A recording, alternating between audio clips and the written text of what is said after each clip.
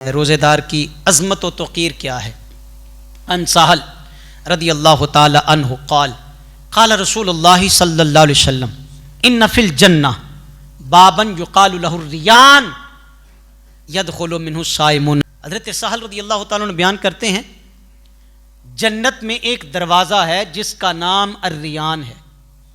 جنت کا ایک دروازہ جسے الریان کہا جاتا ہے، باب الریان ہے۔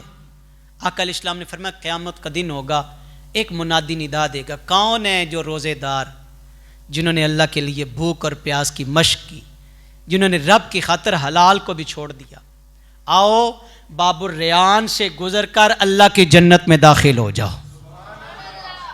یہ ہے روزے دار کا مقام۔ اور حضور نے فرمایا روزے دار کے علاوہ کسی اور کو اس دروازے سے گزرنے کی اجازت ہی نہیں ہوگی۔ تو باب الریان ایک دروازہ جو جنت کا دروازہ، جنت کے 8 دروازے ہیں۔